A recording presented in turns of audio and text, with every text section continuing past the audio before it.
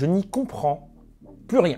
Non, en fait, c'est pas vrai, j'ai totalement compris, mais je voulais juste dire un truc cool en démarrant la vidéo. Tu l'as lu dans le titre de la vidéo, tu sais déjà de quoi on va parler. Vous avez vu le trailer du film Morbius, ça a l'air sympa. Du coup, quasiment 2 mois après la sortie du trailer, voici mon analyse. D'entrée de jeu, je peux vous dire que je lui mettrais un genre de 15 ou 16 en note d'anticipation. Vous, ce serait quoi? Pour ceux qui savent pas de quoi je parle, en gros, la note d'anticipation, c'est la note que tu mettrais à ce film, genre juste en te basant sur le trailer, à quel point tu as envie de le voir.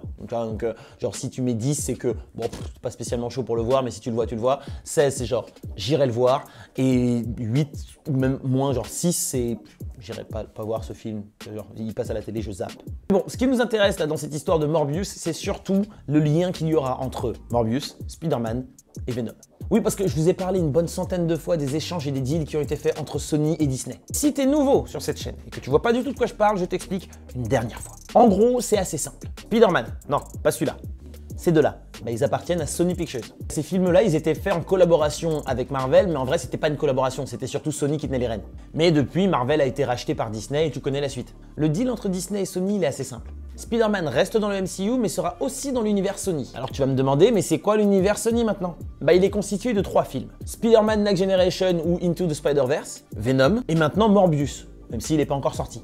Mais à côté, on a aussi les 2 Spider-Man, Homecoming et Far From Home. Ce qui veut dire que tout ce qui arrive à Spider-Man dans le MCU avec les Avengers sera également inclus dans l'univers de Sony. Alors ça paraît fou parce qu'il n'y a eu aucune référence à Spider-Man dans Venom.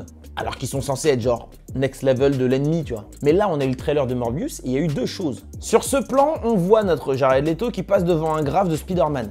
Plusieurs choses sont intéressantes là-dessus. Déjà, on voit que ce Spider-Man dessiné fait vachement penser non pas au Spider-Man de Tom Holland, mais celui de Tobey Maguire. Alors c'est un easter egg, mais là aussi c'est intéressant parce qu'il y a marqué Murderer dessus. Or, le Spider-Man de Tobey Maguire n'a jamais été accusé de meurtre, à part par Harry.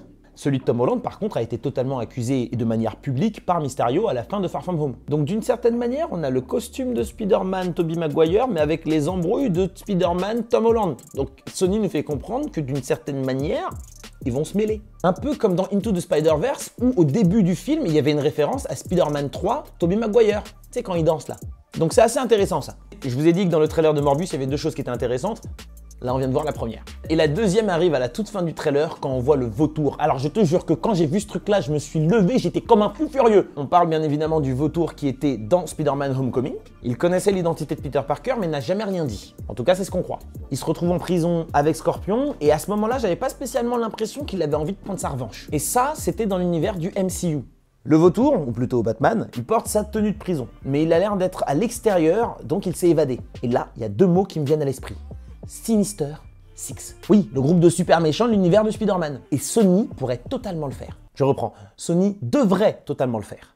D'ailleurs, si tu connais pas les Sinister Six, je te ferai très bientôt une vidéo en mode avant le film avec Louise et tout, petit sketch, ouais, va rencontrer, t'as capté. Si t'as pas capté, regarde la playlist sur ma chaîne avant le film, tu vas capter. Alors, ce sont plusieurs méchants et à l'heure actuelle, il y en a quelques-uns qui sont déjà apparus au cinéma. Donc pour bien comprendre, d'un côté, à San Francisco, on a Venom. À New York, on a Scorpion, le vautour et maintenant Morbius. Et Mysterio, parce que pour moi, il est absolument pas mort. Donc on a déjà 5 bons méchants. Il en manque donc un, et moi je pense à Kraven. Et si tu le connais pas, va falloir aussi que je fasse une vidéo sur lui, je pense. Alors, pourquoi je pense à lui? Parce que pendant le tournage de Morbius, il y a quelqu'un qui a pris ça en photo. Est-ce que c'est assez explicite? Donc je pense que vous voyez ce que je veux dire. Le vautour est en prison, il fait sa life, mais en même temps, il protège le secret de Spider-Man parce que c'est le mec qui lui a sauvé la vie, donc il y a un truc de respect à capter. Mais si un mec comme Mysterio débarque et balance l'identité secrète de Spider-Man et qui est Peter Parker à tout le monde, là, ça change totalement le game pour lui. Quand je dis lui, je parle du vautour. Après, ce qui est particulier, c'est que dans les films comme Venom et, je pense, Morbius, ils sont présentés comme des anti-héros et pas comme des méchants. Donc je me demande comment ils vont faire pour qu'il y ait un affrontement entre eux et Spider-Man. Et puis pourquoi pas avoir Morbius qui commence en méchant et puis qui finit par devenir gentil. Mais bon, peut-être que là je vais un petit peu trop loin. Ou peut-être que c'est exactement comme ça que ça va se passer. Après, je veux pas faire le mec, mais en règle générale, sur les théories.